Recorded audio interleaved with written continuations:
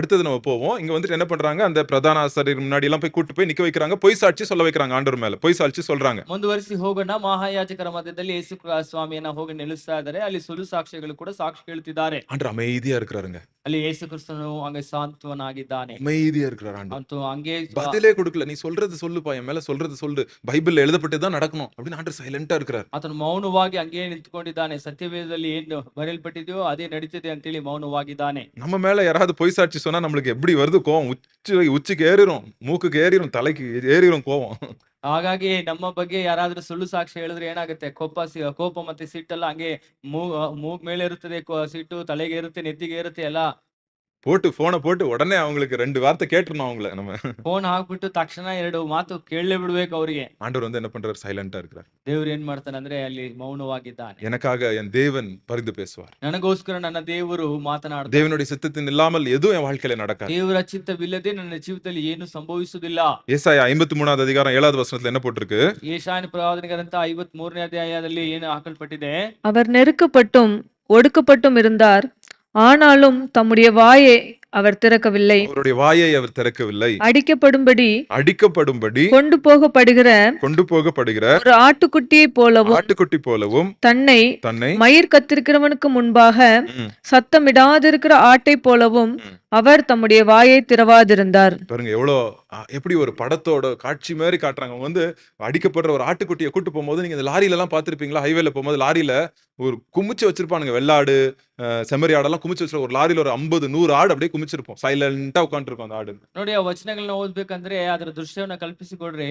ಹೆಂಗಂತ ಹೇಳಿದ್ರೆ ಒಂದು ವಧ್ಯಸ್ಥಾನಕ್ಕೆ ಒಯ್ಯಲ್ಪಡುವ ಕುರಿಯ ಹಾಗೆ ಅಂತೇಳಿ. ಹೈವೇಗಳೆಲ್ಲ ನೋಡ್ಬೇಕಂದ್ರೆ ದೊಡ್ಡ ದೊಡ್ಡ ಲಾರಿಗಳಲ್ಲಿ ಅನೇಕ ಕುರಿಗಳನ್ನ ಹಿಂಡಿಟ್ಟಾಗಿ ಒಳಗೆ ಹಂಗೆ ಹಾಕೊಂಡು ಅವರು ಹೋಗ್ತಾ ಇರ್ತಾರೆ. அதுக்கு ரைட்ஸே இல்லங்க, அதுக்கு உரிமையே இல்ல. அதுக்கு ನೋಡಿ, ಅದಕ್ಕೆ ಯಾವುದೇ ರೀತಿಯಂತ ಹಕ್ಕೇ ಇಲ್ಲ. ಅದಕ್ಕೆ அது எவ்வளவுதான் என்ன பண்ணாலும் அது வந்து என்ன பண்ண போறாங்க? வெட்டதான் போறாங்க. ಅದು ಏನೇ ಚೀರಾಡಿದ್ರು ಕೂಗಾಡಿದ್ರು ಕೂಡ ಅದನ್ನ ಏನ್ ಮಾಡ್ತಾರೆ ಅಂದ್ರೆ ಕಡಿತಾರೆ. அது மட்டன் தான் ஆக போகுது. என்னன்னாலும் ಅದು ಏನೇ ಆದ್ರೂ ಕೂಡ ಮಟನೇ ಆಗುತ್ತೆ. இயேசு கிறிஸ்து அப்படி ஒப்பிடுறாங்க. ಯೇಸು ಕ್ರಿಸ್ತನನ್ನು ಕೂಡ ಅದಕ್ಕೆ ಹೋಲಿಸ್ತಾರೆ. வாயை திறக்காம என்ன பண்றாரு? அடிக்க போடுற ஆட்டுக்குட்டி போல ஏசப்பா வந்து என்ன பண்றாரா? அப்படியே போறாங்க. ಬಾಯಿನ ತೆರೆಯದೆ ವಧ್ಯಸ್ಥಾನಕ್ಕೆ ಒಯ್ಯಲ್ಪಟ್ಟ ಕುರಿಯ ಹಾಗೆ ಇದ್ದಾನೆ ಅಂತ ದೇವರ ವಾಕ್ಯ ಹೇಳ್ತಾ ಇದೆ. சோ இன்னும் நிறைய வசனங்கள் இருக்கு. மேல நான் வந்து எல்லாம் போட்டுருக்கேன். அதை வந்து நீங்க படிக்கும் போது உங்களுக்கு வந்து இன்னும் கொஞ்சம் விளக்கமா இருக்கும் அந்த வசனங்கள்லாம். நீங்க ಇನ್ನ ಅನೇಕ ವಚನಗಳಿದೆ. ಅದರಿಂದ ನೀವು ಅಲ್ಲಿ ಇರುವಂತಹ ವಚನಗಳನ್ನ ನೀವು ಓದುವ ಸಂದರ್ಭದಲ್ಲಿ ಇನ್ನ ತುಂಬಾ ಅರ್ಥ ಆಗುತ್ತೆ. சரி, அடுத்தது என்ன பண்றாங்க? பிலாத்து கிட்ட கூட்டு போறாங்க. இவர் வந்து ரோம சாம்ராஜ்யத்தினால ஒரு அரசியல் தலைவர். இவர் இதுவரைக்கும் ஆவிக்குரிய தலைவர்கள் அவங்களுக்கு வந்து அவ்வளவு பவர் இல்ல. பட் மரண தண்டனை கொடுக்கிற பவர் யாருக்கு இருக்கு? பிலாத்துக்கு தான் இருக்கு. ஏன்னா அவன் வந்து அரசியல் தலைவர். அவன்கிட்ட கூட்டு போறாங்க. ಮುಂದುವರಿಸಿ ಪಿಲಾತನ ಬಳಿಗೆ ಕರ್ಕೊಂಡು ಬರ್ತಿದ್ದಾರೆ. ಇಲ್ಲಿವರೆಗೂ ಕೂಡ ಅವ್ರು ಬಂದ್ಬಿಟ್ಟು ಒಂದು ಆತ್ಮಿಕ ನಾಯಕರ ಬಳಿಯಲ್ಲಿ ಮಾತ್ರ ಆ ಯೇಸು ಕ್ರಿಸ್ತನನ್ನ ವಾದ ಮಾಡ್ತಾ ಇದ್ರು. ಈಗ ನೋಡ್ಬೇಕಂದ್ರೆ ರಾಜಕೀಯ ನಾಯಕನ ಬಳಿ ಕರ್ಕೊಂಡು ಬರ್ತಿದ್ದಾರೆ. சோ இவனுக்கு தான் வந்து என்ன பண்றாங்க? இவன் வந்து கேள்வி கேட்கறான். எல்லாம் சைலண்டா இருக்காரு ஆண்டவர். ಈಗ ಇವನೇನ್ ಮಾಡ್ತಾನೆ ಅಂದ್ರೆ ಈ ಪ್ರಶ್ನೆಗಳನ್ನ ಕೇಳ್ತಿದ್ದಾನೆ. ಯೇಸು ಕ್ರಿಸ್ತನು ಮೌನವಾಗಿದ್ದಾನೆ. என்னப்பா நீ ராஜாவாப்பா அப்படின்னு சொல்றாங்க. ಏನಪ್ಪಾ ನೀನು ರಾಜನಂತೆ ಅಂತ ಕೇಳ್ತಿದ್ದಾನೆ.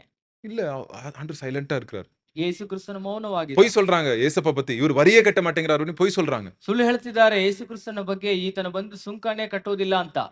இவர் வந்து 3 நாள்ல வந்துட்டு தேவாலயத்தை இடிச்சிட்டு அப்புறம் 3 நாள்ல கட்டுறேன் அப்படின்றாரு. அப்படின்னு இவர் வந்து நம்ம தேவாலயம் எவ்வளவு பெரிய ஆலயம், ಇದಕ್ಕೆ இவர் யார் இடிக்கிறதுக்கு அப்படின்னு சொல்றாங்க. ಅವ್ರು ಬಂದು ಹೇಳ್ತಾರೆ, ನಮ್ಮ ದೇವಾಲಯ ದೊಡ್ಡ ದೇವಾಲಯ, ಆ ದೇವಾಲಯವನ್ನೇ ಕೆಡವಿಬಿಟ್ಟು 3 ದಿವಸದಲ್ಲಿ ಕಟ್ತೀನಿ ಅಂತ ಹೇಳ್ತಿದ್ದಾನೆ ಅಂತ ಹೇಳ್ತಾರೆ. ஆண்டவர் வந்து அந்த தேவாலயத்தை பத்தி சொல்ல, சரீரம் என்ற ஆலயத்தை தான் ஆண்டவர் குறித்து சொல்லிட்டு இருந்தார். ಯೇಸು ಸ್ವಾಮಿ ಬಂದ್ಬಿಟ್ಟು ಅಲ್ಲಿ ಇರುವಂತ ದೇವಾಲಯವನ್ನ, ಬಾಹ್ಯವಾದ ದೇವಾಲಯ ಬಗ್ಗೆ ಹೇಳಿಲ್ಲ, ಈ ಶರೀರವೆಂಬ ಒಂದು ದೇವಾಲಯ ಕುರಿತು ಹೇಳ್ತಿದ್ದಾನೆ.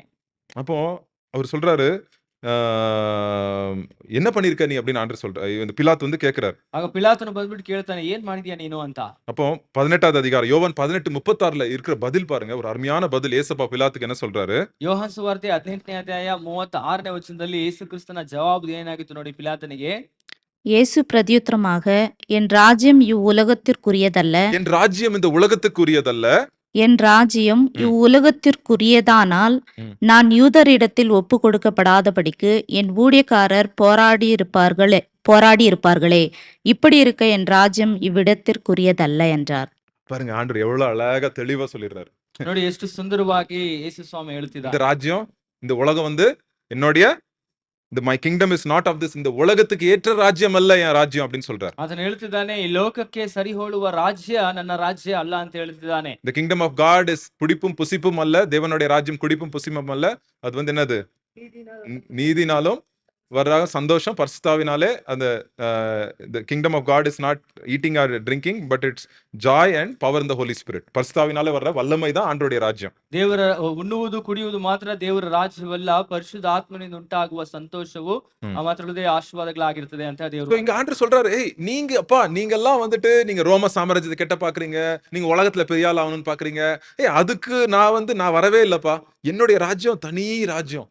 என்னுடைய ராஜ்யத்தின் ஜனங்க வந்து ஒருவேளை நான் ராஜா ஆகணும்னா அவங்க வந்து எனக்காக சண்டை போட்டிருப்பாங்க. பட் அது ஏன் ராஜ்யம் இல்ல, என்னுடைய ராஜ்யம் ஆவிக்குரிய ராஜ்யம் அப்படின்னு வந்து ஏசப்பா வந்துட்டு தெளிவாக பிலாத்துக்கு ஆண்டவர் சொல்றாரு. ಅದರಿಂದ ಪಿಲಾತನಿಗೆ ತುಂಬಾ ಸ್ಪಷ್ಟವಾಗಿ ಹೇಳುತ್ತಿದ್ದಾನೆ, ನೋಡ್ರಪ್ಪ ನೀವು ಮಾಡುವ ಹಾಗೆ ನೀವು ರೋಮ್ ಸಾಮ್ರಾಜ್ಯವನ್ನ ವಿಸ್ತರಿಸಬೇಕು ಅನ್ನೋ ಉದ್ದೇಶದಿಂದ ಮಾಡ್ತಾ ಇದ್ರಿ, ಹಂಗಲ್ಲ, ಬೇರೆ ರೀತಿನೂ ಕೂಡ ಅಲ್ಲ, ನಂದು ಈ ಲೋಕದ ರಾಜ್ಯ ಅಲ್ಲ ಅಂತ சோ இன்னைக்கு நம்ம இயேசு கிறிஸ்துவோட பின்பற்ற நம்மளுடைய ராஜ்யம் எதுங்க? நம்ம எங்க கெட்டுறோம்? நம்ம வாழ்க்கையை வந்து எங்க கெட்டுறோம்? நம்ம ராஜ்யத்தை எங்க கெட்ட பாக்குறோம்? பரலோக ராஜ்யத்துல நம்ம கெட்ட பாக்குறோமா, இல்ல உலகத்துலதான் நம்ம கெட்ட பாக்குறோமா நம்ம ராஜ்யத்தை? ಅದರಿಂದ ಯೇಸು ಕ್ರಿಸ್ತನನ್ನ ಹಿಂಬಾಲಿಸ್ತಿರುವಂತಹ ನಾವುಗಳು ನಮ್ಮ ರಾಜ್ಯವನ್ನ ಎಲ್ಲಿ ಕಟ್ತಾ ಇದ್ದೇವೆ?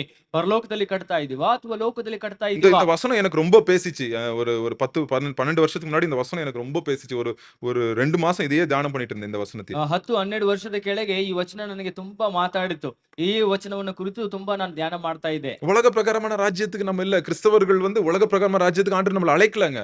ಲೌಕಿಕ ಪ್ರಕಾರವಾದಂತಹ ರಾಜ್ಯಕ್ಕೋಸ್ಕರ ದೇವರು ನಮ್ಮನ್ನ ಕರೆದಿಲ್ರಿ. ஒருவேளை ஆண்டு நம்மளுக்கு கவர்மெண்ட் வேலை கொடுத்திருக்கலாம், கவர்மெண்ட் இது கொடுத்திருக்கலாம், வேலை கொடுத்திருக்கலாம், எல்லாத்துலயும் வந்து இருக்கு. பட் அது வந்து நம்மளுடைய சொந்தம் அல்ல. அது சும்மா வாடகை, செருப்பு மாதிரி. அது செருப்பு போட்டு நம்ம வீட்டு வெளியே தான் செல்ஃபை கலத்துவோம். நம்ம வேலை, நம்மளுடைய தொழில், நம்மளுடைய வியாபாரம் எல்லாம் செருப்பு மாதிரி தாங்க. வீட்டு வெளியே தான் இருக்கணும். அதெல்லாம் அது வந்து வீட்டுக்குள்ள இல்ல. நம்மளுடைய ராஜ்யம் ஆண்டவருடைய ராஜ்யம். ಆದ್ರಿಂದ ಒಂದ್ ವೇಳೆ ದೇವರು ಬಂದ್ಬಿಟ್ಟು ನಮ್ಗೆ ಸರ್ಕಾರ ಕೆಲಸ ಕೊಟ್ಟಿರ್ಬೋದು ಅಥವಾ ಬೇರೆ ಯಾವುದೇ ರೀತಿಯಂತ ಐಷಾರಾಮಿ ಜೀವನ ಕೊಟ್ಟಿರ್ಬೋದು, ಆದ್ರೂ ಕೂಡ ಅದು ನಮ್ದಲ್ಲ, ಅದು ಪರರ ಸೊತ್ತಾಗಿದೆ.